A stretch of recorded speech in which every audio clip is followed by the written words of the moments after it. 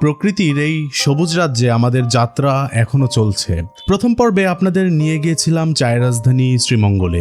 সবুজ চা বাগান, ইতিহাস আর প্রকৃতির সৌন্দর্যে ভরে উঠেছিল আমাদের প্রথম পর্বটি, কিন্তু আসল অ্যাডভেঞ্চার এখনো বাকি। আজকের পর্বে আমরা ঘুরে দেখব শ্রীমঙ্গলের আরো কিছু অসাধারণ জায়গা।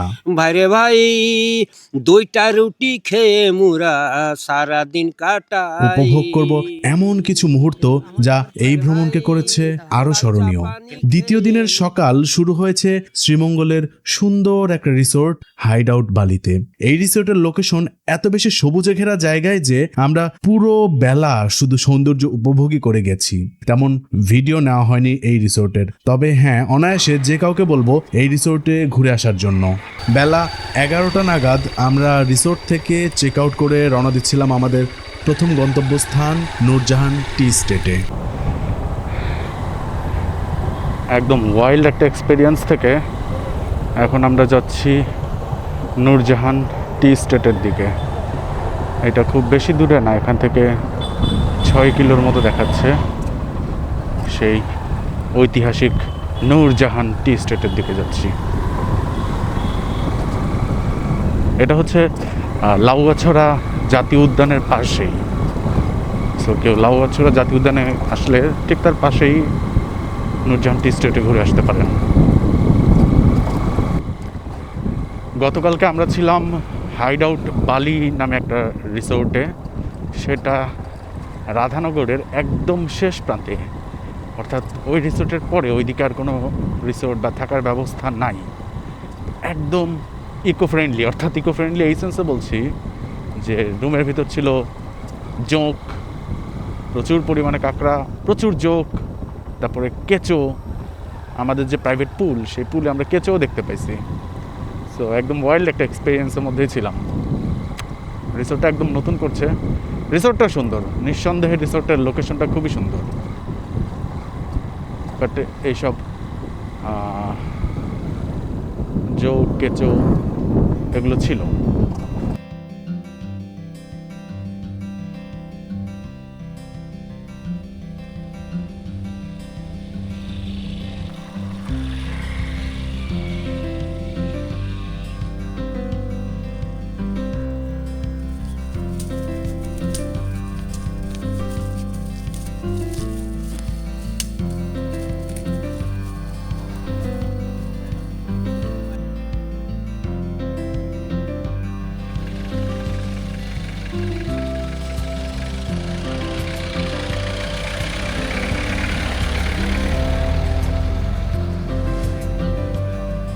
এখন আছি নূরজাহান টি স্টেটে।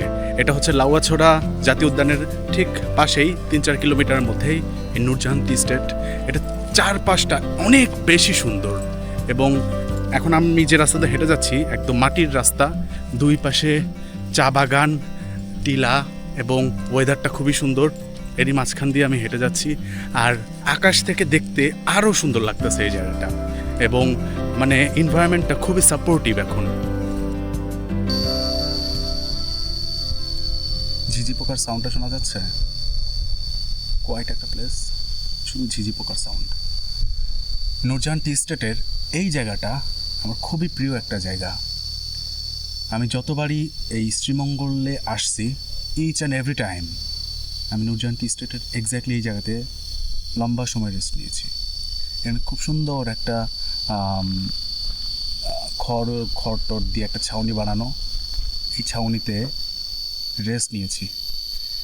আজকেও প্রায় 1-1.5 বছর পরে এসে এখানেই আমি আবার কিছুটা সময় টাইম স্পেন্ড করতেছি। যাচ্ছি মাধবপুর লেকের দিকে। মাধবপুর লেকে যাব 0153। কত দূর পথ?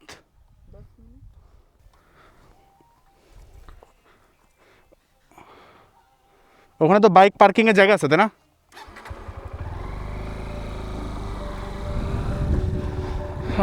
ওনারা নিজেরাই বললো চা পান খাওয়ার জন্য কিছু দিবেন খুশি হয়ে, তো খুশি হয়েই কিছু দিলাম।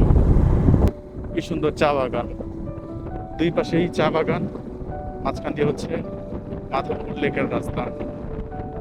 মাশাআল্লাহ, অনেক সুন্দর, জায়গাটা সুন্দর, প্রকৃতি সুন্দর, আবহাওয়া সুন্দর। এত এত সৌন্দর্যের ভিতর দিয়ে আমরা যাচ্ছি মাধবপুর লেকের দিকে। এই যে বললাম না যে লোকেশন একটু চেঞ্জ হলেই দৃশ্য তো অনেক পরিবর্তন হয়ে যায় এবং সুন্দর হয়ে যায়। ওই যে দেখেন দূরে মেঘের লেয়ারটা দেখতে পাচ্ছেন, কি সুন্দর। পাহাড়ের ওই পাশে মেঘের সুন্দর একটা লেয়ার দেখা যাচ্ছে, মানে দেখতেই ভালো লাগতেছে, এত সুন্দর।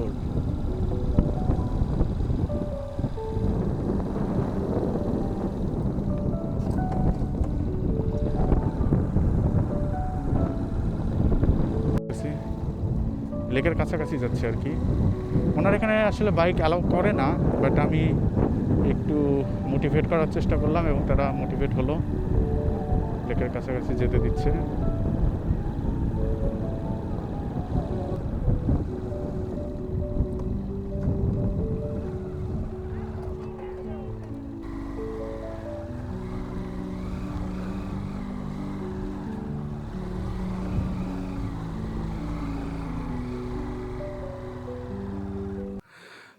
এসেছি মাধবপুর লেকে। তো এখানে এক দাদার সাথে পরিচয় হলো। দাদার নাম কি? আমার নাম অনিল ব্যানার্জি। অনিল ব্যানার্জি দাদা। তো ইনি এই মাধবপুর লেকের ইতিহাসটা নাকি খুব ভালো জানেন। তো দাদা, এই মাধবপুর লেক কিভাবে শুরু হয়েছে বলেন তো? তো স্যার, কথা শুনেন, আমাদের জন্মকর্ম এইখানে চা বাগানে। আমাদের বাপদাদা ত্রিপুরার লোক, ব্রিটিশ সরকার ঠগে এনেছে চা বাগান যখন নতুন সৃষ্টি করেছে। আর এইটা আমরা এই দেশের নাগরিক, চা বাগানের শ্রমিক, অধিক কষ্ট করে চলি, পরিশ্রম করে। তো মাধবপুর লেক 3.5 কিলো আছে। এই যে যা দেখছেন লেক সামনে, লেক 3.5 কিলো আছে, 13টা পয়েন্ট আছে, 30 ফিট গভীর আছে। লেকে বহুত বিষাক্ত জিনিস আছে, সাপ টাপ তো অনেক আছে স্যার। আর বুড়া 2টা জন্তু ধরে চিড়িয়াখানাতে দেওয়া হয়েছে। একটা কচ্ছপ 160 কেজি ওজন। এই কচ্ছপটা উঠে বাতাস খাইতেছিল, চা বাগানের শ্রমিক ঘেরাও করে মেরে ফেললো। আর এখান থেকে মাধবপুর লেক থেকে একটা জায়গা আছে বীরশ্রেষ্ঠ হামিদুর রহমান 0 পয়েন্ট, বর্ডার সীমান্ত, এখান থেকে যাইতে পারবেন, 7 কিলো আছে। আপনার বয়স কত কাকা? আমার বয়স 66 বছর। 66। আর 66 বছর ধরে আপনি এখানে আছেন? হ্যাঁ, আমাদের এই যে জন্মকর্ম তো বাংলাদেশেই। বাংলাদেশেই। তো আজকে থেকে 50 বছর আগে, অর্থাৎ আপনি যখন ছোট ছিলেন, তখন এই মাধবপুর লেক দেখতে আসলে কেমন ছিল? আগে স্যার লোকজন আসতো না তো। আচ্ছা, হ্যাঁ, আগে একবার লোকজন খুব কম আসতো। আমরা ড্যাম বলতাম। ড্যাম। আগেকার আমাদের কথার উপরে যেটা চলতো, আমরা ড্যাম বলতাম। আচ্ছা। তা লেক বলে ঘোষণা হয়েছে। এটা কিছুদিন যাবত ওই যে রাস্তা পিচ হয়েছে, এটা কাদা রাস্তা ছিল, গাড়ি আসলে এত প্যাক হয়ে যেত, কাদা হয়ে যেত। মোরা চা শ্রমিক ভাই, মোদের মতন গরিব মানুষ এ সংসারে নাই। ভাইরে ভাই, ঝড়ে ভিজি রাইতরে তারা শুইবার যে গানাই। মোরা চা শ্রমিক ভাই, মোদের মতন গরিব মানুষ এ সংসারে নাই। ভাইরে ভাই, কান্ধে কুদাল মাথায় ছুপি সারা দিন কাটাই। জুকে কাটে মশাই কাটে, জুকে কাটে মশাই কাটে, থাকার যে গানাই। মোরা চা শ্রমিক ভাই, মোদের মতন গরিব মানুষ এ সংসারে নাই। ভাইরে ভাই, 2টা রুটি খেয়ে মোরা সারা দিন কাটাই।